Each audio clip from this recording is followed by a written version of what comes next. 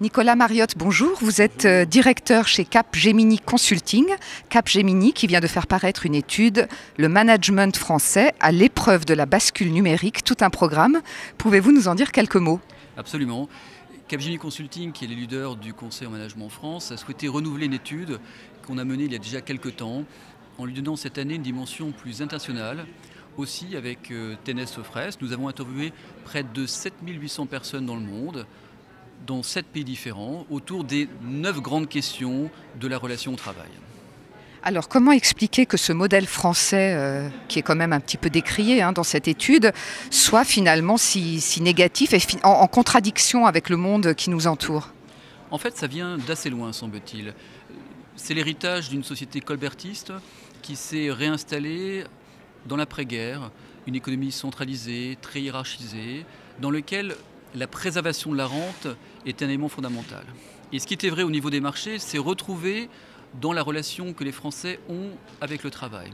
Ainsi, dans l'après-guerre, finalement, un contrat social s'est noué entre les entreprises et les salariés, aux salariés d'apporter sur la durée leur engagement et leur fidélité, et en contrepartie aux entreprises d'apporter une stabilité du monde du travail en les faisant progresser.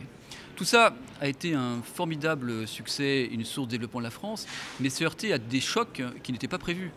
Premier choc, le choc pétrolier, avec une rupture très forte sur les coûts.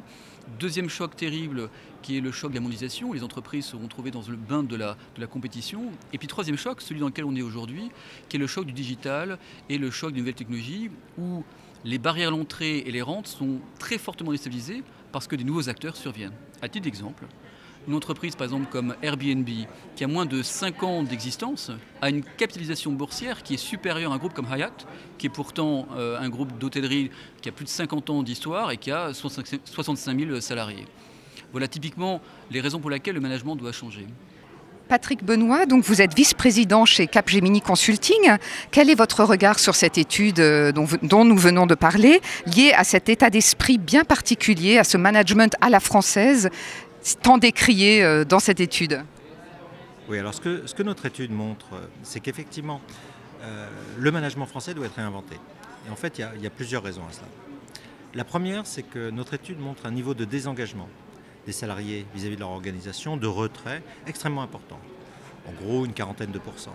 Et ça touche non seulement les salariés qui sont au cœur des processus productifs ou de la relation client, mais également les cadres. Et quand on compare les chiffres de notre étude avec les autres pays, les écarts sont considérables. Alors la deuxième raison, c'est ce qu'on peut appeler le désalignement des cadres. Quand on pose la question aux cadres de leur relation au changement, est-ce que le changement dans leur organisation va dans la bonne ou dans la mauvaise direction? On a 25%, un quart des cadres français qui indiquent que le changement va dans la mauvaise direction et 40% qui indiquent qu'ils ne savent pas. Ce qui veut dire qu'il y a les 2/3 des cadres des grandes organisations qui soit sont en opposition, soit sont en incertitude face au changement que leur organisation a. Et on ne voit pas très bien comment on peut transformer des organisations avec 2/3 de cadres qui sont les acteurs qui sont censés porter les transformations, qui sont en situation, je dirais, d'opposition ou d'incertitude. Et là encore, les écarts que l'on mesure avec les autres pays sont considérables. Vous avez dans les autres pays, les États-Unis, l'Allemagne, la Grande-Bretagne, 2/3 de gens qui supportent le changement. 2/3 de cadres. Et la troisième raison qui est majeure, on pourrait se dire c'est l'état d'esprit français. On pourrait dire la question c'est le mauvais état d'esprit français, on connaît, on a tout. Et en fait, quand on compare les implantations, ce que font les implantations françaises d'entreprises étrangères avec ce que font les entreprises françaises sur tous les champs, qu'il s'agisse de délégation, qu'il s'agisse de confiance de l'équipe de direction, les managers étrangers en France font mieux avec des salariés français que nous faisons avec nos propres salariés. Ça veut bien dire que la question, c'est la culture managériale française. Et donc, ce qui est inquiétant dans cette étude, c'est qu'elle montre à la fois que notre culture managériale est inefficace, puisqu'elle ne produit pas d'engagement des salariés, et elle est aussi inadaptée parce qu'elle est incapable de répondre aux enjeux d'une société numérique ouverte, changeante. Elle est finalement très hiérarchique et très désengageante. Une tendance qui risque de s'accroître avec les générations futures, les plus jeunes d'entre nous, encore plus sensibles à ce type de management, disons, à un management qui serait plus sensible à un management plus ouvert, plus participatif? Alors tout à fait, effectivement. Ce que montre l'étude, c'est qu'il y a une vraie rupture générationnelle. entre le milieu des années 2000 et aujourd'hui, on voit vraiment apparaître une nouvelle génération, moi que j'appelle la génération hybride franco-américaine, qui montre des signes d'optimisme, de confiance dans l'entreprise extrêmement importants.